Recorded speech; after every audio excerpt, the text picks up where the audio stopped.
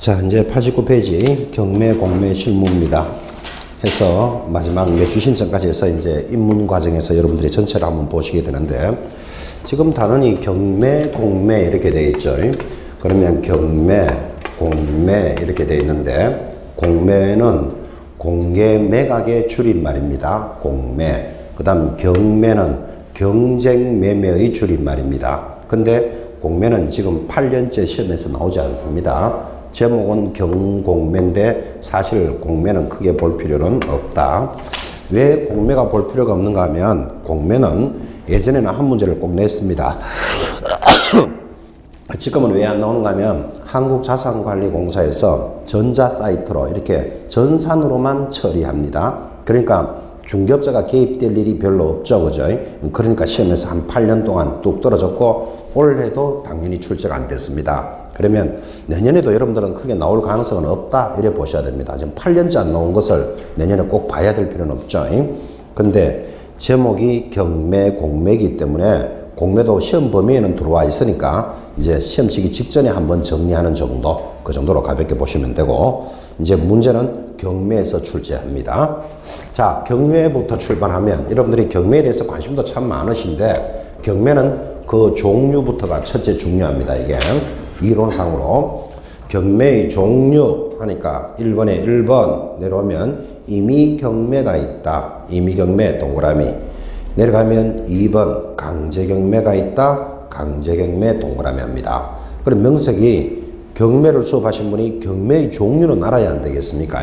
그래서 우리 책은 임의경매부터 적었지만 수업은 강제경매부터 먼저 합니다. 강제경매와 임의경매로 나누어져 있다, 이렇게 되어 있고, 이 강제경매라는 말이 딱 들어오면 거기 2번에 1. 개념 채무 명의를 가지고 있는 채권자가 이렇게 나가잖아. 그죠? 채무 명의에 동그라미를 딱 해놓습니다. 그러니까 강제경매라는 말이 나오면 제일 먼저 집행권원에 의한 경매입니다. 이 집행권원을 예전에는 채무명의 그랬다니까요. 제목부터 잡으셔야 됩니다. 그런데 임의경매는 무엇입니까? 딱 물으면 첫째 줄에 동그라미 1번 개념, 저당권, 질권, 유치권, 담보가등기, 전세권 등 줄 것입니다. 담보물권이 가지고 있는, 거기 줄 꺼놓고 경매권에 의해서 실행되는 경매다, 이렇게 말이 되어 있죠. 그러면 임의경매는 담보권을 실행하는 경매이다. 자, 이제 경매의 종류를 착 입문하시면 이 두 가지 제목부터 되어 있어야 됩니다. 강제경매는 집행권은, 예전에는 채무명의 그랬어요. 지금은 집행권을 더 많이 씁니다. 집행권원에 의한 경매. 임의경매는 담보권을 실행합니다. 시험에 이렇게 나옵니다. 임의경매는 집행권원에 의한 것이다. X다. 그죠? 강제경매는 담보권을 실행한다. X입니다. X. 뭐부터 이야기하는지를 딱 잡고 계셔야 돼요. 출제된 바도 있습니다. 그때 집행권원에 의한 경매, 이러니까 집행권원이 말이 좀 어렵잖아요. 이걸 번역을 하면 돈 받을 수 있는 공적인 문서를 말합니다. 그래서 집행권원은 돈 받을 수 있는 공적인 문서에 의한 거고, 담보권을 실행한다 할 때 방금 교재도 보셨지만 저당권을 설정하고 전세권을 설정하고 또 담보가등기를 설정하고 등등등등 등기된 권리를 실행하는 겁니다. 이게. 자, 그럼 여기까지만 여러분 일단 잡고라도, 지금 밖에 나가면 이런 말 많이 하죠. 나는 경매로 아파트를 하나 사고 싶다. 경매로 땅을 산다. 우리 집이 경매 넘어갔다. 이런 경매 말을 할 때 경매는 강제경매일까요? 임의경매일까요? 거의 다 90%가 임의경매입니다. 강제경매는 한 10% 정도밖에 안 돼요. 그래서 밖에서 일어나는 경매라는 말을 할 때는 거의 다가 담보권을 실행하는 겁니다. 자, 일단 감각은 그렇게 한번 잡아보고, 강제경매는 집행권원에 의한 거니까 집행권원을 알아야 되겠죠. 그래서 밑에 2번 채무명의 집행권원을 가지고 있는 경매를 하는데, 거기 2번에 특징에 보시면 집행권원이 필요하다 하고 집행권원이라는 말이 나왔죠. 그리고 3번 내려오면 집행권원 채무 명의에 대해서 설명을 해줍니다. 채권자가 채무자에 대하여 급부 청구권을 가지고 있음을 표시하고 그 청구권을 강제 집행할 수 있음을 인정한 공적인 문서로서 기업 확정된 이행 판결, 가집행 선고부 판결, 확정된 지급 명령, 화해조서, 조정조서 등 각종 조서, 그리고 채무자가 강제 집행을 승낙한 취지의 기재가 있는 공정된 채권문서, 이런 말이 있습니다. 자, 이런 말들은 여러분들이 외우는 게 아니고 이 기역, 니은, 띠걸, 리을, 미음을 쭉 이렇게 읽다 보니까 이거 개인이 만드는 겁니까? 법원에서 나오는 겁니까? 아, 그 말을 알아들어야 돼, 그죠? 그러니까 외우지 말고, 집행권은이라는 것은 돈 받을 수 있는 공적인 문서로서 법원에서 나오는 판결문을 이야기하는 거다. 개인이 만드는 게 아니죠. 그러면 이런 판결문에 의해서 일어나는 것이 강제경매다. 지금 그렇게 설명을 하고 있는데, 이렇게만 설명하고 지나가면 여러분이 좀 부담스럽잖아, 그죠? 그래서 실제 사회에서 일어날 수 있는 걸로 예를 들어봅니다. 얘가 더 편하겠죠. 갑이 을에게 1000만원을 빌려주세요 그럽니다. 여러분, 돈을 1000만원 빌려주세요를 차용한다, 이런 말 들어보셨죠? 차용증을 받고 돈을 빌려줬는데 이 갑이 돈을 안 갚아줍니다. 왜 안 갚아줄까요? 뭐 돈이 없어서, 또 어떤 놈은 뭐 갚기 싫어서, 뭐 이런 놈도 있겠죠. 어쨌든 돈을 안 갚아주면 여러분이 만약에 받아야 될 사람, 채권자, 을이라면 이걸 어떻게 하면 받을 수 있을까요? 이거 고민하며 봐야 돼, 그죠? 돈 빌려줘 본 적 있습니까? 왜 그러 어렵게, 있다 없다? 있다. 돈 빌려준 적 있다. 그럼 다 받았습니까? 못 받은 것도 못 받은 것도 있죠. 제가 물어보면 100% 그래 대답해요. 그럼 못 받아가지고 어떻게 했는데요? 그냥 말해요. 그냥 말았어요. 그 우리말 하면 포기했어요, 이 말이에요. 왜 포기했어요? 친척이니까. 친척이니까, 뭐 잘 아는 사람이니까. 돈 빌려줘 본 적 있습니까? 없습니까? 없다. 빌려본 적은 빌려본 적은 있는데 빌려준 적은 없다. 빌려준 적은 없다. 왜 빌려주지 않았다? 돈이 없었어. 또는 뭐 빌려달라는 소리를 안 하니까. 좋다. 돈 빌려줘 본 적 있습니까? 빌려줘 봤다. 다 받았습니까? 수년 후에 받았죠. 어쨌든 다 받았네. 그럼 다 받았으면 됐고. 돈 빌려줘 본 적 있습니까? 있다. 뭐 크거나 작거나 다 받았습니까? 조금 못 받았어요. 아직 조금 못 받았어요. 이 말은 진행되고 있는 모양이네. 어쨌든 아직 조금 덜 받았어요. 다 받겠네. 그러면 문제 없고. 근데 못 받으면 어떻게 하겠나, 지금 이거 이야기 하려고 그랬거든, 그죠? 아예 빌려보질 않았으니까 뭐 모르는 사람도 있고, 그죠? 이제 여기는 빌려줬는데 못 받았대. 왜? 뭐 친척이어서 막 포기했다. 이렇게.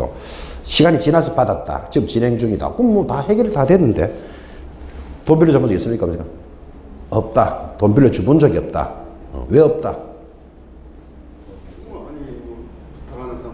부탁하는 사람도 없고, 돈도 없고, 돈도 없고. 빌려줘 본 적 있습니까? 없어? 있다. 빌려줘 봤다? 다 받았습니까? 그럼 반드시 이런 말이 나온다니까. 덜 받았으면 어떻게 했어요? 포기했다 또 나오잖아, 봐요. 제가 이제 이렇게 경매 수업 하면서 꼭 물어봐요. 돈 빌려줘 본 적 있습니까? 뭐 있다. 그럼 다 받았습니까? 대체적으로 못 받았다는 게 한 80% 돼요. 제가 이렇게 대충 이렇게 들어보면. 돈은 빌려가도 안 갚아도 되는가 봐. 저한테도 좀 빌려주시겠습니까? 못 받으면 포기하고 뭐 이래요, 이거죠. 대체적으로 이 돈이라는 건 100% 회수라는 건 잘 안 돼요. 근데 다 받았다, 진행 중이다. 그럼 양호한 거예요. 하여튼 뭐 들어오고 있으니까 관계없잖아, 그지? 지금 뭘 물었는가 하면 1000만원 차용증 받고 빌려줬는데 돈을 안 갚아주더라. 근데 을이 포기했다. 그럼 할 말 없고, 받아야 되겠다면 어떻게 해야 되겠느냐? 이제 지금 받아야 되겠다는 것에 대해서 뭐 포기했다 이런 말이 나왔는데, 객관식 문제. 1번, 머리를 쥐 뜯어본다. 2번, 가서 더러 눕는다. 3번, 삽을 들고 간다. 4번 왜 들고 갈까요? 파묻기는 뭐 겨울에 뭐 때리려고. 그래서 받으면 안 돼요. 이 강제집행이기 때문에. 우리나라는 법치국가는 저 사람이 돈을 안 갚아준다고 삽을 들고 간다, 머리를 뭐 쥐 뜯어본다, 이래가지고 해결되는 게 아니고 반드시 뭐를 해야 된다? 소송을 해야 돼요. 국가의 힘을 빌려야 돼요. 그러면 빌려준 돈을 갚아라를 우리는 대여금 반환 청구 소송 그럽니다. 소송을 내려면 증거가 있어야 돼. 무슨 증거가 있습니까? 차용증 지금 가지고 있다 그랬잖아. 그죠? 증거를 가지고 소송을 내면 거의 이기겠죠? 그럼 이기면 뭐가 나온다? 판결문이 나오는데 지금 이 판결문들이 지금 여러분 쭉 읽었던 거 그것들이에요. 뭐 확정 뭐 판결 또는 가집행 판결, 집행조서, 화해조서, 조정조서 등등이 판결문이고 이런 판결문을 집행권원이다 이런다니까요. 그러면 이런 집행권원에 의해서 판결문을 가지고 집행관과 같이 요 갑의 일반적인 재산에다가 경매를 처분하는 거예요. 자, 그러면 판결문을 가지고 갑의 일반적인 재산, 갑이 어떤 재산이 있을까요? 뭐 텔레비, 냉장고, 선풍기, 토지, 아파트, 비행기는 없겠죠. 뭐 자동차 이런 거 있겠죠. 그럼 이런 일반적인 재산에다가 경매를 처분해 가지고 그게 팔리면 돈으로 받아가는 것을 환가한다 그래요. 그럼 스토리를 잘 생각해 보라고요. 그러니까 이런 강제경매는 이런 특징이 나타났죠. 갑이 돈을 안 갚음으로써 진행이 됐잖아. 그죠? 그러니까 이것을 갑에게 책임을 물으니까 인적인 책임을 요구한다. 이런 말이 나오는 거예요. 그 다음 이 사람이 판결문을 가지고 경매하러 가는 날이 경매하는 날이에요. 그래서 이것을 뭐라 부르는가 하면 예견이 되지 않은 경매다. 이런 말이 나오면 강제경매다는 걸 기억해 놓으셔야 돼요. 그럼 예견이 되지 않았다라는 말은 지금 이 자리에도 돈을 안 갚아주니까 소송에서 판결문 받은 분이 있을 거예요.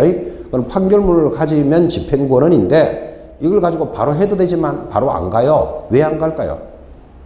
가봤자 재산이 없다고 판단되거나 또는 재산이 생기면 가겠다 하고 대기하고 있는 거예요. 자기가 가는 날이 경매하는 날이에요. 그러니까 지금 당장 가도 되고 뭐 1년 뒤에 가도 되고 일반 채권의 시효가 몇 년이다? 10년이라는 시간이 있다 그랬잖아요. 그죠? 그래서 가는 날이 경매하는 날이니까 예견되지 않은 경매다. 이런 게 특징이 나타나더라고요. 자, 그러면 임의경매는 지금 밖에서 일어나는 게 거의 다 임의경매다 그랬잖아. 그죠? 그리고 이것도 현실하고 같이 이해하면 좀 편하죠. 똑같이 그림을 그립니다. 갑이 을에게 1000만 원을 빌려주세요. 그럽니다. 자, 그러면 그림이 똑같죠? 여러분과 같은 을, 개인이어도 되지만, 을을 좀 더 이해하기 좋게, 국민은행이다. 좀 이렇게 적어 놓읍시다. 그러면 갑이 국민은행에다가 1000만 원을 빌려주세요. 그러는 거예요. 그런데 그림이 똑같으니까 차용증 적어줄게. 국민은행 보고 1000만 원 빌려주세요. 그러면 국민은행이 무슨 말을 할까요? 갑을 보면서 그죠? 어디 아프십니까? 이렇게 묻습니다. 국민은행장도 차용증 적어놓고 돈 못 빌려갑니다. 근데 아까는 차용증으로 됐는데 지금은 차용증 안 된다 그랬잖아 지금 그죠? 그러니까 갑이 놀라가지고 차용증에다가 코팅해 올까요? 그런 사람은 병원에 실려갑니다. 코팅해도 안 되고 장미 두 송이 붙여가 가도 안 돼. 그죠? 국민은행이 뭐를 요구할까요?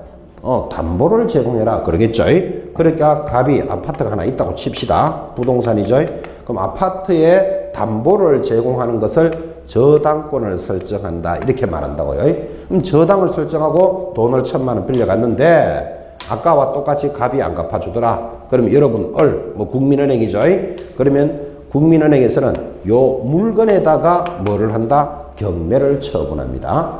스토리가 좀 다르죠 지금 그죠? 그럼 이렇게 처분하니까 이런 임의경매는 어떤 특징이 나타나는가 하면 첫째, 여기는 그림을 딱 보니까 갑에 대해서 책임을 물음으로써 인적인 책임이다. 그랬으면 이것은 물건에 대해서 책임을 묻고 있죠. 그러니까 이걸 뭐라 부른다? 물적인 책임을 요구한다. 두 번째, 이 저당을 설정할 때부터 너 돈을 안 갚아주면 경매하겠다는 게 항상 준비되어 있습니다. 그래서 이거를 뭐라고 부른다? 예견이 된 경매이다. 이런 특징이 나타나더라고. 그죠? 자, 그러면 여러분들은 지금 경매의 종류와 그 특징을 공부하셨는데 이거 시험에 들어오기 때문에 이거 막 외워야 됩니까? 스토리를 보니까 그렇게 일어납니까? 스토리를 보고 이렇게 이해해야 돼. 특징. 그죠? 이걸 막 외워서 될 문제가 아니잖아, 지금. 그죠? 자, 이렇게 진행되는 걸 이해했다면 지금 밖에 나가면 내가 경매 받으러 간다. 우리 집은 경매 넘어갔다. 라고 말할 때 경매는 강제경매다, 임의경매다.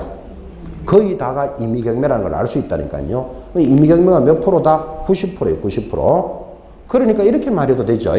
경매의 종류에는 강제경매와 경매로 나누어진다. 이렇게도 말해요. 왜? 경매 그러면 거의 다 임의경매니까 강제경매와 경매로 나누어진다. 이렇게 하더라도 같은 말이다라는 걸 이해하셔야 돼요. 지금 여러분이 좀 전에 주택임대차, 상가임대차를 공부하셨기 때문에 이거를 잘 알아들었는지를 확인학습합니다. 필기할 필요는 없죠. 자, 이걸 뭐 주택이라 합시다. 뭐 상가여도 마찬가지인데 아파트인데 주인이 갑이에요. 을이 임차인이고 5천만 원에 뭐 예를 들어서 우리말로 하면 전세를 삽니다. 그러면 임차인이 5천만 원에 이 집에 전세를 살다가 기간이 끝나면 보증금 돌려받고 이사 나가면 되겠죠. 그런데 끝났는데 갑이 돈을 안 돌려줍니다.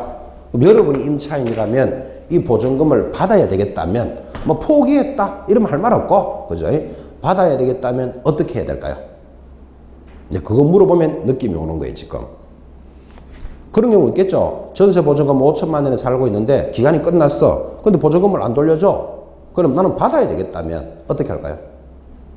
본인이 임차인이라면. 또 객관식 문제. 1번 들어눕는다, 머리를 쥐뜯는다, 삽을 들고 간다. 뭐 어떻게 해야 되겠는데 그러고 하여튼 답을 말해보라고. 그 중에 하여튼 배웠는데 용어가 생각이 안 나요. 그럼 용어로 이야기하지 말고 그냥 아는 대로만 이야기하면 돼. 뭐 용어는 뭔 용어. 근데 하여튼 이런 경우 있을까요? 없을까요? 전세 보증금 5천만 원 살고 있는데 끝났어 기간이. 근데 보증금 안 돌려주는 수 있다 없다? 있다. 왜 있다? 돈이 없어서. 또 뭐 돌려주기 싫어서 이거 나쁜 놈. 세 번째 방이 안 빠졌어. 뭐 하여튼 여러 가지 원인이 있겠지. 그럼 못 받으면 어떡할 거냐고. 눈 많이 온다. 눈 같은 소리 하지 말고 지금. 빨리 대답 안 해. 그걸 빨리 대답을 하니까 눈이 오잖아 지금.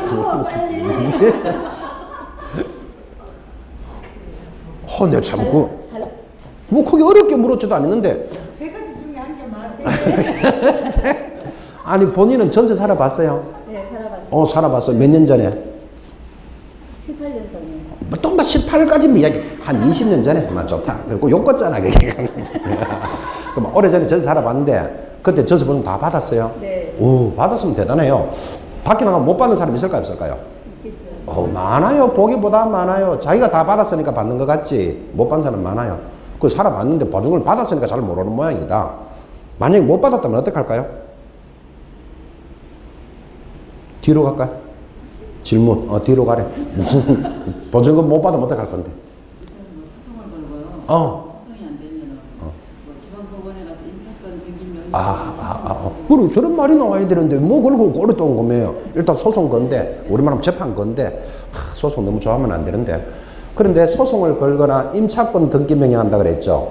이렇게 대답이 나올까봐 물었는 건데 임차권 등기 명령은 보증금을 돌려받지 못한 자가 이사는 가야 입장인데 보증금을 안 돌려주면 임차권 등기를 함으로써 대항력을 인정해 주는 거지 보증금을 돌려주는 건 아닙니다. 그런데 그렇게 알고 있는 사람 보기보다 많습니다. 돈을 안 돌려주면 기간이 끝났는데 안 돌려주면 임차권 등기를 하면 대항력은 인정해 줘. 내 말은 돈을 준다는 말은 아니잖아 그게. 근데 우리는 돈을 받아야 되겠다 이래 돌았다고. 그 답은 소송하는 수밖에 없어요. 머리를 쥐뜯는다, 삽을 들고 간다, 뭐 삽은 눈 치우려고 가는 뭐 그런 삽을 들고 들 문제가 아니고 소송하는 수밖에 없어요. 근데 지금 묻고 싶은 건 그러면 돈을 받고 싶으면 강제경매해야 되느냐, 임의경매해야 되느냐 묻고 싶은 건 이거예요 지금. 그죠? 답이 뭘까요? 자 이제 여기서부터 이제 넘기만 가졌대요. 5천만 원은 전세를 사는데 전세권 설정 등기를 해놨다. 그죠? 등기를 해놨으면 전세권 설정 등기를 실행하는 거예요. 그러면 무슨 경매가 일어난다? 임의경매가 일어나는데 주택임대차를 공부하신 분은 5천만 원에 사는 사람은 등기하는 것보다 확정일자를 찍으면 더 편리하다. 이것도 들으셨죠? 확정일자를 찍으면 후순위보다는 우선하잖아. 그죠? 이거 등기돼 있다 안 돼 있다? 안 돼 있죠. 그리고 5천만 원에 사는 사람은 등기 안 돼 있을 가능성이 높죠. 사실은. 그죠? 안 돼 있으면 뭐 해야 된다? 강제경매를 해야 돼. 어떻게 한다? 소송을 내야 됩니다. 소송을 내려면 제일 먼저 뭐부터 있어야 된다? 증거가 있어야 돼. 무슨 증거 있습니까?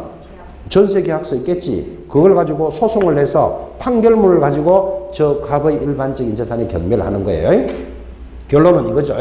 자, 내가 살고 있는데 전세권 설정 등기를 했다. 그러면 무슨 경매하고? 임의경매하고 등기를 안 했다면 강제 경매합니다. 이렇게 대답하는 게 정답이에요. 근데 여러분한테 문제를 어리하게 어설프게 던졌죠. 근데 5천만 원을 못 받았다? 어떻게 할래? 이렇게 물은 거예요. 그럼 여러분들이 이해를 하셨다면 등기돼 있습니까? 이렇게 물어야 된다고. 등기가 돼 있다면 무슨 경매? 임의 경매가 진행되고, 등기 안 돼 있을 가능성이 좀 높죠. 그러면 무슨 경매? 강제 경매합니다. 그래서 현장에서 일어나는 경매의 모습을 이해하란 말이에요. 그러니까 현장에서 일어나는 강제 경매는 대략 몇 프로다? 10%가 채 안 돼요. 대체적으로 경매는 무슨 경매? 임의 경매가 많이 일어나는 이유가 그런 거예요. 주택임대차보호법에 따른 보증금 같은 것들은 강제 경매가 될 가능성이 높아요. 그래서 세상살이가 참 공평하다는 걸 알 수 있죠. 5천만 원의 전세권 설정 등기하려면 집주인도 싫어하고 경비도 많이 들어가지만 보증금을 안 내주면 바로 실행할 수 있어요. 근데 요즘은 확정일자 많이 찍는다 그랬죠. 확정일자 찍으면 주인한테 동의받을 필요 없죠. 경비도 많이 안 들어가죠. 근데 돈을 안 내주면 뭐 해야 된다? 소송을 해야 돼.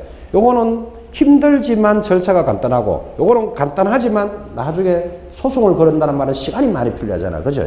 그 세상살이가 공평하다니까요. 이게 좋으면 요게 불편하고, 요게 좋으면 요게 다 그렇게 만들어 놨어요. 그 세상은 이렇게 살아보면 참 공평하다 이런 말 참 많이 느껴요. 그래서 옛날 말 이런 말 있잖아요. 정자도 좋고 뭐 물도 좋은 곳은 없다 뭐 이런 말 한다고. 그죠? 정자가 좋으면 물이 모기가 많든지 하여튼 막 무슨 문제가 있는 거야. 하여튼 그런 거 들어보셨죠? 공부도 잘하면서 이쁘면서 집은 재벌이면서 서울대학을 다니는 거 잘 없어요. 그런 거. 머리가 좋으면 인물이 못생겼거나 인물이 못생겼으면 머리하거나 하여튼 세상은 공평하게 만들어 놨다는 걸 알 수 있어요. 근데 가끔은 그죠? 재벌이면서도 서울대다 가고 막 이런 거 있죠. 탤런트면서 뭐 김태인가 뭔가 그죠? 저런 건 좀 별난 사람이에요. 목숨은 좀 안 짧겠나 이런 생각이에요. 하여튼 다 공평하게 만들어 놓는다고 세상이. 그죠? 어떤 제도라는 거는 그것은 완벽한 건 없어요. 뭐 이런 부분이 있으면 이게 좋고 이게 이러면 이게 이렇고 다 그 세상은 공평하다. 참 이런 느낌 가질 수 있습니다. 자, 이제 이렇게 해서 여러분들은 경매의 종류와 그 특징이 어떻게 움직인다. 이건 이제 잡으신 거예요. 그래서 지금 밖에서 일어나는 것들은 거의 다가 임의 경매다. 이렇게 이해하시면 되고, 이제 한 장 넘기시면 경매의 절차가 나옵니다. 지금 여러분들한테 아직까지 경매의 절차 이거 크게 봐야 될 건 아닙니다. 근데 제목에 줄 꺼놓고 이런 식으로 경매가 일어납니다. 자, 4번의 첫째 줄, 배당 요구 종기를 결정해서 공고한다. 거기 줄 꺼놓으십시오. 절차가 그래 내려간다니까요. 배당 요구 종기가 결정되면 2번 매각을 준비합니다. 번호 찾았습니까? 매각은 누가 준비한다? 법원에서 준비해요. 3번 매각을 실시합니다. 절차. 근데 매각을 실시하는 방법이 세 가지가 있습니다. 1번 매각기일에 하는 호가경매 동그라미, 2번 매각기일에 입찰 및 개찰하는 기일입찰 동그라미, 3번 입찰 기간 내에 하게 되는 기간입찰에 세 가지 방법이 도입되어 있다. 기간입찰 동그라미. 이것도 이론상 중요합니다. 경매를 하는 방법은 세 가지. 1, 지금 동그라미 했죠? 호가경매, 2, 기일입찰, 그리고 3, 기간입찰이 있습니다. 근데 호가라는 말은 가격을 불러가면서 하는 경매다. 그죠? 예를 들면 이거예요. 자, 이 아파트가 경매 나왔는데 이게 감정가가 1억입니다. 감정가가 제시됐습니다.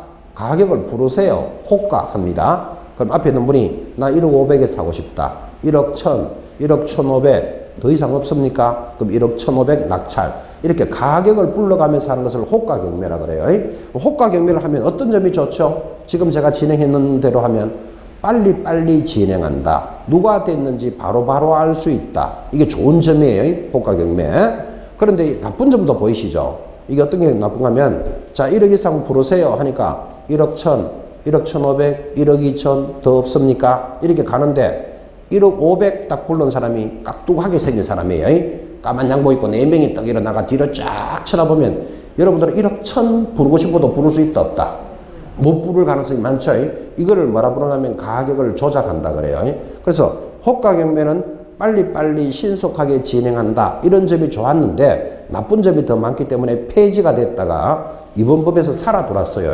호가경매를 할 수 있다는 건 알아놔야 된다고. 근데 방법은 세 가지가 있지만 항상 당일 경매 재판장이 우리는 무슨 방법으로 한다라고 정하는데 대체적으로 무슨 방법으로 한다? 기일입찰로 거의 다 해요. 기일입찰이라는 말은 뭐 10월 25일 경매한다. 이렇게 날짜를 정해놓고 하는 것을 기일입찰이고 이 방법이 제일 많습니다. 그 다음에 기간입찰은 뭐냐 하면 10월 25일 경매를 하는데 10월 1일부터 10월 15일까지 기간을 주고 하는 겁니다. 자, 그럼 기간을 왜 주고 하면 어떤 게 좋은가 하면 이 물건이 제주도에 있는 땅입니다. 좋은 물건이 경매 나왔으면 여러분이 저 물건을 꼭 경매 하나 받고 싶다. 그러면 기일입찰로 되어 있으면 10월 25일 제주도까지 가야지만 받을 수 있죠. 근데 여러분 서울에서 제주도 다니는 게 쉽지 않잖아. 그죠? 근데 이거를 기간입찰로 딱 해놓으면 이 기간 동안의 보증금을 편지로 딱 보내가지고 10월 25일 뚜껑을 딱 열었을 때 1등을 당첨을 하겠다. 그러면 직접 안 가도 되잖아, 이게. 그지? 이 기간 입찰은 멀리 있는 사람도 신속하게 응찰할 수 있다. 이런 좋은 점이 있는 거예요. 그래서 지금 현재 법으로 방법은 3가지가 있지만 제일 많은 것은 기일 입찰이고 천안지방법원 이런 데서는 기간 입찰을 지금 하고 있습니다. 그래서 이제 이렇게 해보니까 뭐 좋은 점, 나쁜 점 이런 게 있으면 이제 보완해 나가겠죠. 어쨌든 여러분 시험용으로는 경매하는 방법 몇 가지? 3가지 방법은 기억해 놔야 돼. 시험용이기 때문에. 그리고 바로 밑에 이때 경매를 실시할 때는 뭐를 제출해야 된다? 입찰 보증금을 제출해야 됩니다. 그때 보증금은 얼마? 입찰 가격의 10분의 1이 아니라 10%가 아니라 최저 매각 가격의 10%. 굉장히 시험에 잘 나옵니다. 옛날에 이랬습니다. 내가 이거를 3억에 사고 싶다. 그럼 입찰하는 가격이 3억이면 3억에 10%, 3천만 원이 보증금이었어. 근데 지금은 그거 보증금이 그렇게 안 되고 최저 가격의 10%가 보증금입니다. 이거 아주 의미 있게 잘 봐놓으시고 나중에 다시 또 연결할 거예요. 그 다음 내려가면 3번 재매각. 아까 이야기했습니다. 재매각이 뭐라 그랬습니까? 기억. 최고가 매수신고인 또는 차순위 매수신고인으로 되었다가 뭐를 납부하지 않으면 매각 대금을 납부하지 않으면 뭐가 일어난다? 재매각이 일어난다. 아까 이런 말 했죠? 낙찰되었다가도 포기하는 사람이 있다 그랬죠? 그때 다시 새로 하는 경매를 뭐라 그런다? 재매각. 오른쪽에 갑니다. 4번 구분해야 되겠죠? 세매각은 뭔데요? 하면 유찰되었을 때 일어나는 것이 세매각입니다. 이거 구분 못하는 사람 많습니다. 자, 다시 재매각은 뭐라고요? 대금이 미납되어서 다시 하는 것. 재매각, 재경매. 그 다음에 새경매, 신경매는 뭐라고요? 유찰되었을 때. 왜 유찰이 됐을까요? 자, 이 물건이 최저 가격이 1억입니다. 경매하겠습니다. 하고 출발했는데 이게 유찰되었어. 그럼 아무도 안 적어냈다 이 말이잖아요. 왜 안 적어냈을까요? 비쌌어. 그렇죠. 비싸서 유찰이 되면 DC를 해서 다시 한다고. DC를 보통 몇 프로? 20에서 30%. 그러면 DC를 하고 하는 것을 무슨 경매라 그런다? 신경매 이렇게 부른다니까. 새경매 같은 말이죠. 이거 구분할 줄 알아야 됩니다. 재경매와 신경매. 이게 경매의 기초입니다. 기초. 자, 그 다음에 쭉 내려가면 이제 4번 매각 결정 절차. 매각 허부에 대한 적시 항고. 여러분 경매는 이렇습니다. 이게 1억 이상 사는 사람한테 팔겠다 했는데 어떤 사람이 1억 5천에 적어냈어. 그럼 최고가죠. 그러면 그 사람이 낙찰을 딱 받으면 오늘부터 네 거요. 이렇게 안 해줘. 낙찰을 받고 일주일을 기다리셔야 돼요. 왜 일주일을 기다려야 되는가 하면 이렇게 저 사람이 1억 5천에 낙찰을 받는 데 대해서 이의가 있는 사람은 이의를 제기할 시간을 준다니까요. 그걸 뭐라고 부른다? 적시항고라 그래요. 이 적시항고가 끝나야 이제 허가한다, 불허가한다 이렇게 절차가 들어간다고. 그래서 허가 절차라는 말은 그런 뜻이에요. 자, 그러면 이제 예를 들어서 허가를 받았다.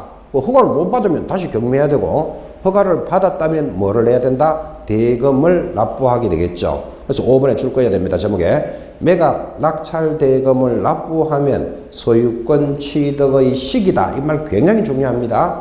즉 내가 낙찰 받으면 등기를 하여야만 소유권을 취득한다. 그러면 틀려요. 지금 뭐라고 했다? 대금이 납부되면 소유권은 넘어온 것으로 본다. 이게 소유권이 넘어온 것으로 본다라는 말은 여기가 경매 끝이다 이런 뜻이에요. 그죠?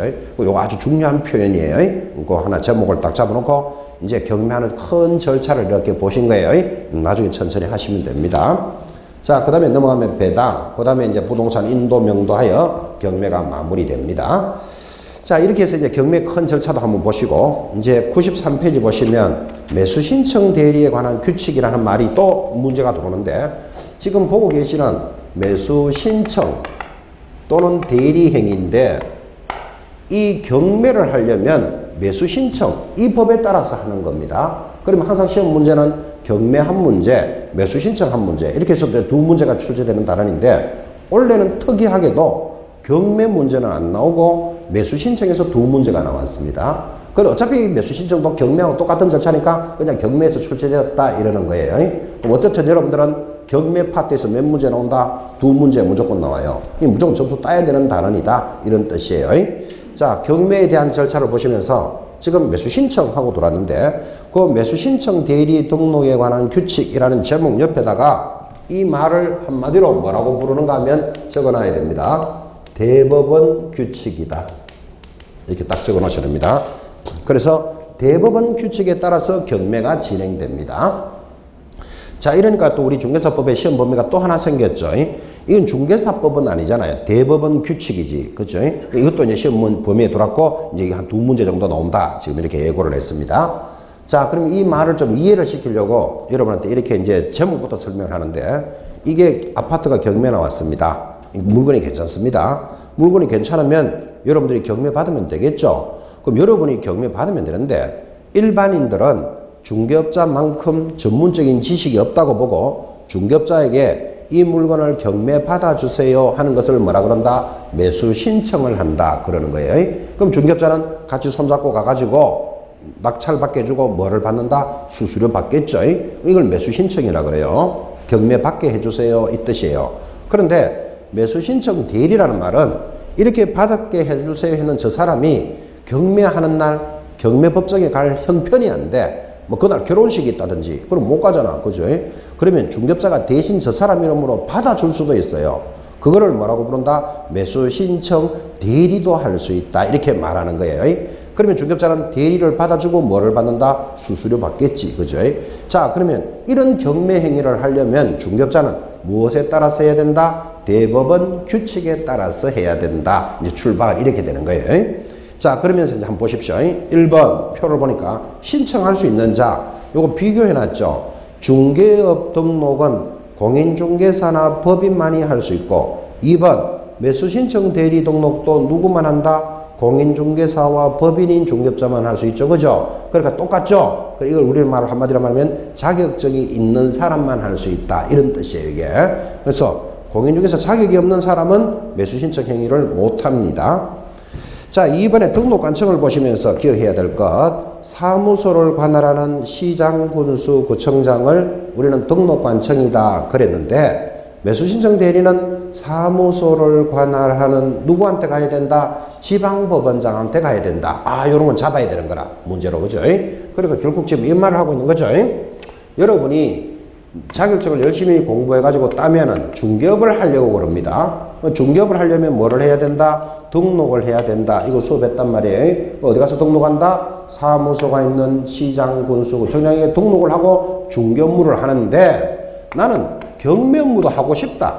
그럼 경매 업무를 하려면 별도로 등록을 해야 된다니까. 그죠? 그러니까 중개업자는 경매 업무 하기 싫으면 안 해도 돼. 근데 하고 싶으면 등록을 하고 해야 되는데, 어디 가서 등록해야 된다? 사무소가 있는 지방법원장에게 해야 된다. 지금 이렇게 말한 거란 말이에요. 자, 이거 감각 좀 살리셔야 됩니다. 나중에 여러분 자격증 따면 본인 언젠가는 중개업을 하시겠죠. 언젠가는. 중개업을 하면서 경매 업무도 할 거다, 안 할 거다? 본인 이야기니까 뭐 물어볼 필요도 없어. 할 거다, 안 할 거다? 안 한다? 아, 또 이해 안 되네. 공인중개사 자격이 있는데 왜 안 하는데? 할 수 있는 자격이 있는데. 일단 매수신 등록부터 해놓고 경매하거나 말거나 하여튼 자격은 있으니까 하는 게 좋을 건데요. 근데 하기 싫다 그러면 안 해도 돼. 뭐 굳이 뭐 할 필요. 본인은 자격증 따시면 언젠가는 중개업을 하시겠죠. 중개업을 하면서 경매 업무도 한다 안 한다? 한다 그러잖아. 지금 자격이 있는데. 이 강의도 왜 안 할까? 하여튼 자격이 있다니까. 근데 이제 자격을 가졌으니까 등록해놓고 경매 뭐 하거나 안 하거나 손님 오면 하고 안 하면 안 되는데 하는 게 좋은데. 안 하겠다고 생각하니까 지금 공부가 되겠나 지금 이게 지금 경매 업무가. 다시 자, 언젠가 자기 저다음에 중개업 하시겠죠? 언젠가는. 그때 경매업무도 한다, 안 한다? 그래, 한다. 그래야지 이제 이야기가 시작이 되지. 경매업무도 안 한 사람한테 지금 가르쳐준 분들은 아무 의미가 없잖아. 그때 경매업무를 하려면 어디 가서 등록해야 된다? 사무소가 있는 지방법원에 등록해야 돼. 그죠? 이제 고래 스토리가 나온 거예요. 근데 여러분들은 지방법원까지 갈 필요가 없어요. 왜 없는가 하면 경매 업무를 하려면 경매에 대한 교육 좀 받아야 되겠죠. 그럼 경매 교육 안 받고는 못 하잖아. 그죠? 그럼 경매 교육을 주로 저기 협회에서 해요. 그럼 협회에서 교육을 이렇게 하면 이 사람은 경매 등록하려고 공부하러 온 건 알잖아, 지금. 그러니까 서류를 대신 받아서 다 대행해줘요. 여러분들은 지방법원까지 직접 갈 일은 없고 협회가 다 심부름 다 해줘요. 지금 교육받으러 왔으니까 그 정도는 해줘야 될 거 아니에요. 그죠? 근데 시험 용어로는 알아야 돼요. 어디 가서 등록을 신청한다, 협회에다가 한다, 이런 소리 하면 안 된다고. 사무소가 있는 지방법원장. 그런 거 시험 용어로 알아야 되잖아. 그죠? 내가 하면 신청의 제한, 등록 처분 한번 봅시다. 4번. 중개업을 할 때는 신청 후 며칠 만에 7일 만에 통지해 주는데 매수 신청 업무는 며칠 만에 14일 내로 해준다. 이런 거는 이제 알아놔야 되잖아. 차이 나는 것. 그죠? 등록 전에 조치, 수수료 이런 거는 참고로 읽으시면 되는데 이제 제일 중요한 게 9번이에요. 9번 별표. 이 9번에서 매년 시험에 나오는 거예요. 자, 중개 업무를 할 때 업무 범위가 뭡니까? 참여 중개. 이게 무슨 말인가 하면 중개업자가 개입되어 있어서 하는 걸 참여 중개라 그래요. 그럼 중개업자가 개입되지 않는 것을 지시 중개라 그러는데 어쨌든 중개할 수 있다 이런 뜻이에요. 근데 경매 업무의 범위는 모두 몇 개가 있다? 7개 있습니다. 딱 묶어놓고 별표 탁 찍어 놓으셔야 됩니다. 무조건 시험에 나옵니다. 경매 업무. 자, 그러면 이게 무조건 시험에 나오는데 가장 중요한 단원이 그러면 이렇게 등록을 하고 나면 이제 경매할 수 있다 그랬잖아. 그죠? 경매를 할 때 업무 범위가 어떻게 되느냐 이렇게 돌았단 말이에요. 그럼 이 업무 범위가 모두 몇 가지가 있다? 7가지가 있는데 이게 매년 시험에 나온다고요. 그러면 이거 양이 많잖아요. 그럼 이거를 막 외운다? 아, 무리고 경매를 할 때 중개업자가 할 수밖에 없어. 할 수밖에 없는 게 7가지예요. 첫 번째, 중개업자가 보증금 제공을 할 수 있다. 이것도 당연한 이야기지요. 자, 한번 보십시오. 그림 그리지 말고. 자, 이게 이제 경매가 나왔는데 감정가가 1억짜리입니다. 그럼 여러분이 이 물건을 사고 싶어. 물건이 좋으니까 중개업자에게 1억 3천에 사주세요 하는 것을 매수 신청한다 그랬잖아. 그죠? 그럼 이렇게 1억 3천에 사주세요 할 때는 말로만 하는 게 아니고 뭐 내야 된다? 보증금 내야 된다니까요. 보증금은 최저 매각 가격의 10%라고 아까 들으셨죠? 그럼 최저가가 1억이니까 1,000만 원을 중개업자가 내는 행위를 해줄 수 있다 이 말이에요. 그럼 중개업자가 보증금을 제공 못하면 경매를 못하는데, 그죠? 그거 당연한 이야기다 지금 이 말이에요. 두 번째 중개업자가 해줄 수 있는 거, 저 사람을 대신해서 경매 받아줄 수 있다 그랬죠. 그러려면 중개업자가 뭐 할 수 있어야 된다? 입찰표를 작성하고 제출할 수도 있어야 되겠죠. 그죠? 그거 당연한 이야기를 지금 하고 있다 이 말이에요 지금. 막 외우는 게 아니라니까요. 세 번째, 이제 네 번째부터 합시다. 자, 그러면 1억 3천에 받아 사주세요 하고 매수 신청을 해서 중개업자가 보증금도 내고 저 사람 이름으로 입찰표를 내가지고 경매를 시작했는데 이게 1억 4천에 낙찰이 됐어요. 그러면 우리는 얼마 적어냈다? 1억 3천. 그럼 우리는 나가래 되었다. 이 말은 이해하시겠죠? 자, 그럼 나가래 되면 중개업자가 뭐 해야 될까요? 1. 펑펑 운다. 뭐 울기는 왜 우는데 경매 물건도 많은데 펑펑 울 일이 아니고 네 번째부터 보면 보증금 받고 집에 가야 되지 뭐. 그죠? 보증금을 반환받는 행위 중개업자가 할 수 있다고. 다시. 근데 보증금을 반환받고 가면 되는데 여기 미련이 남았어. 아마 이 사람이 1억 4천에 낙찰을 딱 받으면 이 사람도 보증금 1,000만 원 내고 낙찰을 받았겠죠. 그리고 나머지 대금을 한 달 만에 내야 되잖아요. 근데 마지막에 와서 대금을 안 내는 사람 있다 없다?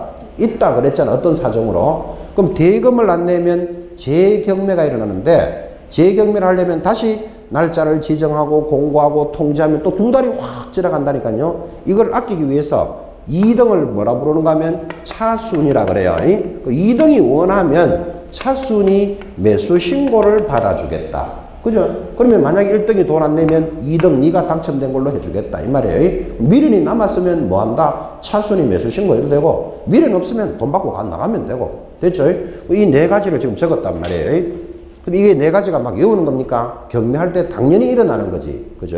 그렇게 접근해야 되지 외우면 안 된다 이 말이에요. 자, 다시. 중개업자가 해줄 수 있는 범위 1번 뭐? 보증금 제공할 수 있다.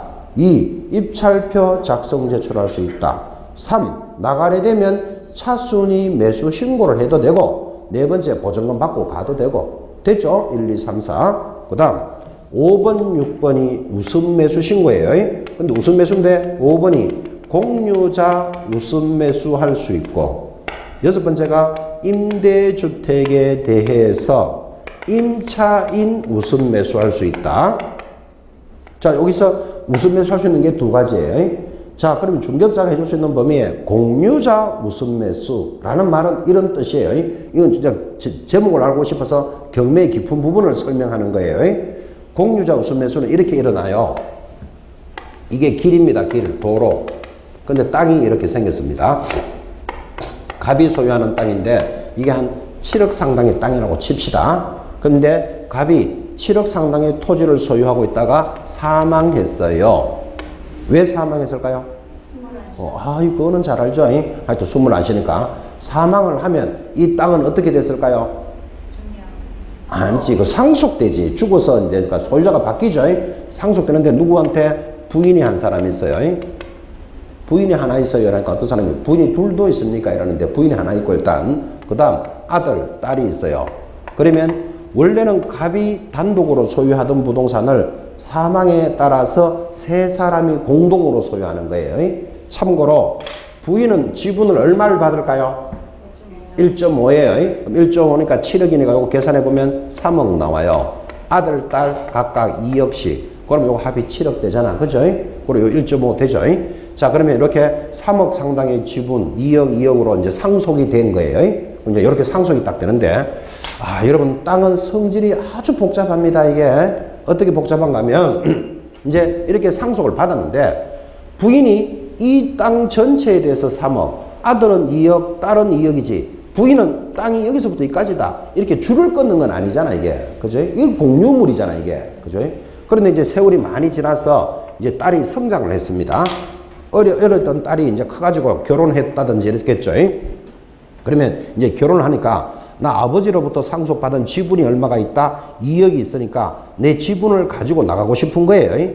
자, 그러면 지분을 나가려면 저 딸도 야, 너는 땅이 여기서부터 여기까지가 네 거다. 이렇게 안 정했잖아, 지금.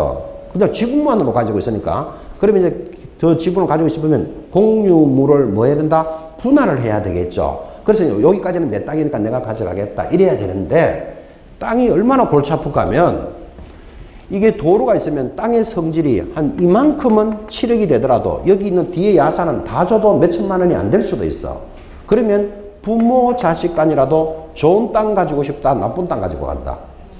좋은 땅 가지고 가고 싶죠. 땅의 성질이 그래 복잡하다니까요. 만약에 그죠? 본인이 딸이라면 저걸 줄을 꺼야 돼, 이제. 그럼 어떻게 끌 수 있을 것 같아요? 이렇게 끊겠죠. 엄마 제일 좋은 땅 끊어가세요. 오빠 좋은 땅 끊어가고 나 남은 거 아무거나 좀 주세요. 그러겠죠. 공부하는 학생들은 착하기 때문에 그러시겠죠. 그러겠죠. 엄마부터 좋은 거 끊어가고 그 다음 오빠 끊어가고 나 아무거나 좀 주세요. 그러시겠죠. 왜 대답을 안 해요?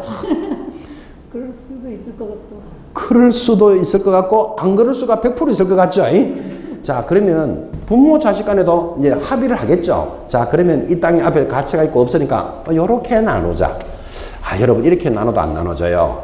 이게 또 왜 그런 줄 알아요? 이렇게 못 나누는 게 여기에 또 지하철역이 들어온다네.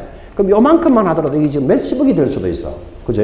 그럼 요것도 또 이렇게 또 잘라야 돼. 이거 보통 일 아닙니다, 이게. 그래서 여러분들 재산 때문에 부모 자식 간에도 싸움이 일어난다 이런 말 들어보셨죠? 그 일어날 수밖에 없다니까. 성질이 복잡하니까. 그러면 부모 자식 간에도 합의가 안 되면 어떻게 해야 된다? 결국은 소송해야 돼. 그거를 뭐라고 부른다? 공유물 분할 청구 소송을 하는 거예요. 그럼 소송을 해보면 판사가 부인은 이렇게 자르고 아들은 이렇게 잘라가라. 이렇게 함부로 끊는다 못 끊는다 못 꺼요. 왜나 이해관계가 세기 때문에. 그러면 판사도 마지막에 못 꺼면 판결을 어떻게 내리는가 하면 할 수 없다. 팔아가지고 돈으로 가져가셔요. 이렇게 밖에 해결을 못해. 그만큼 이게 줄 끊는 게 복잡하다니까요. 이해관계가. 이걸 공유물 분할 청구서 경계를 잡는 게 어려우니까 이렇게 골치 아픈 땅의 성질을 가지고 있는데 이 아들이 빚이 많아요. 그러니까 아들 빚이 많으니까 부채가 많으니까 아들한테 돈 받을 사람이 뭐라고 했었겠다? 돈 갚아라 그랬겠죠. 근데 아들이 나 재산 없다 이러고 있는 거예요. 근데 알고 보니까 아버지로부터 받은 지분이 2억이 있는 거예요. 그러면 지분도 뭐 할 수 있다? 경매 들어갑니다. 자, 그러면 이런 물건에 아들이 빚이 많아서 지분이 경매해가지고 K라는 여러분이 1억의 낙찰을 받았어요. 잘 받았다, 못 받았다? 잘 받았지. 2억짜리 지분을 1억에 받았으면 잘 받았잖아, 이게, 그죠? 그러면 이제 아들 대신에 이름이 뭐가 들어간다? K가 딱 들어가면 되는데, 부모, 자식 간에도 골치 아픈 땅을 타인이 들어오면 이게 얼마나 머리가 아파지겠어요? 법이 다 알고 있잖아, 이거를, 그죠?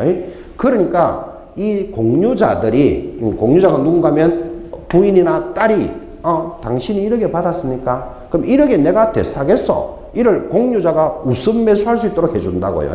그래서 소유자를 줄여줌으로써 부동산에 대한 분쟁을 줄이겠다 이런 뜻이에요. 필요하다는 취지는 이해하시겠죠? 그죠?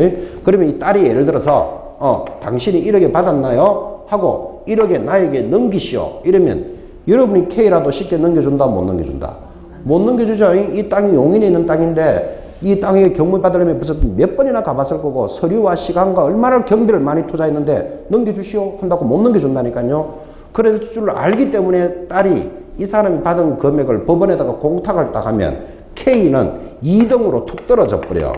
2등을 뭐라 그런다? 차순위로 딱 내려온다고요. 그리고 이 딸이 사겠다 놓고는 안 사는 수도 있으니까 일단 2등으로 대기를 딱 시켜놓고 이 사람이 안 사면 이제 이 사람이 낙찰되는 걸로 가는 거예요. 근데 보통 공유자가 우선 매수하면 거의 100% 사게 돼 있죠. 그죠?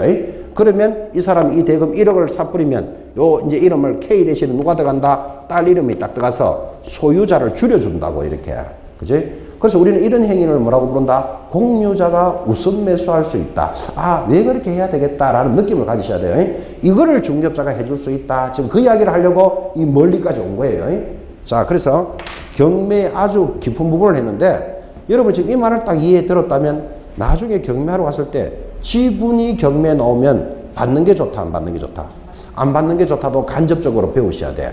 왜? 내가 힘들게 받아봤자 공유자가 우선 매수를 해버리면 남 좋은 일을 시키는 거예요.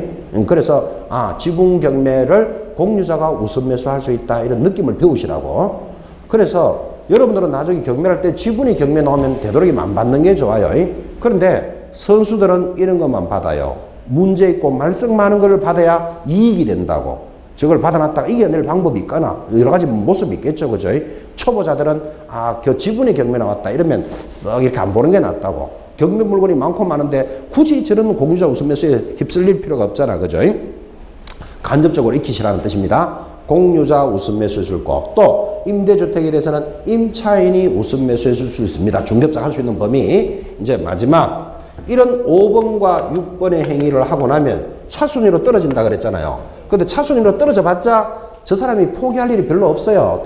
딸이 받을 가능성이 높잖아. 그죠? 그럼 나 차순위 하기 싫다.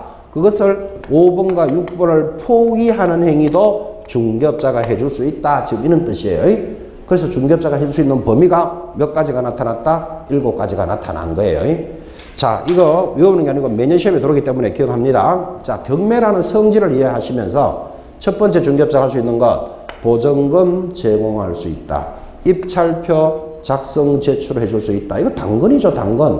나가리 되면 차순위 우선 매수할 수 있고 미련이 없으면 보증금 받고 나가도 돼. 보증금 반환. 그 다음에 공유자 우선 매수, 임차인 우선 매수. 그 다음 이 두 가지를 포기하는 것도 할 수 있다. 그죠? 자, 아주 중요한 단원이 진행되기 때문에 할 수 있는 범위 하면 보임, 차보, 공임포 뭐 이렇게 기억하든지 완전 구다른 소리 하고 있죠. 근데 이게 구다른 소리를 기억하면 안 돼요.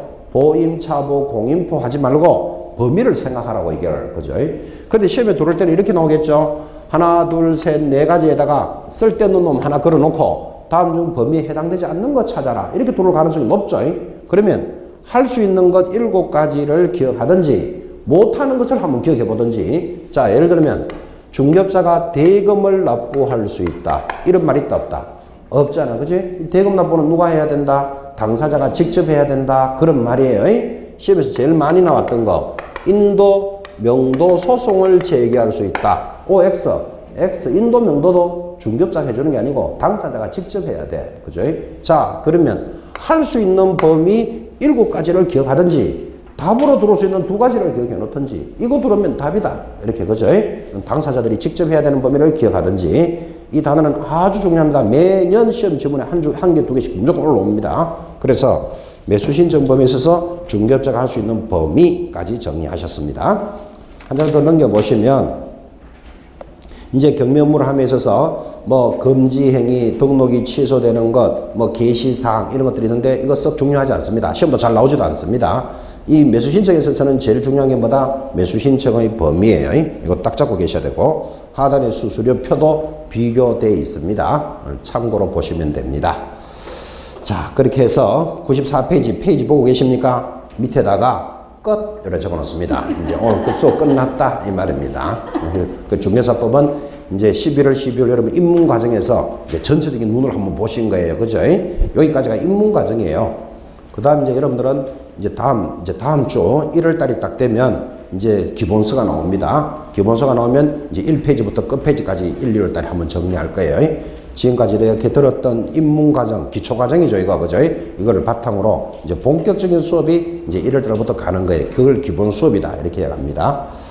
자, 이제 힘든 과정 여러분들이 11월, 12월을 잘 마무리 하셨습니다. 고생하셨고, 다음 주에 뵙겠는데, 해 밖에서 만나게 되죠, 그죠?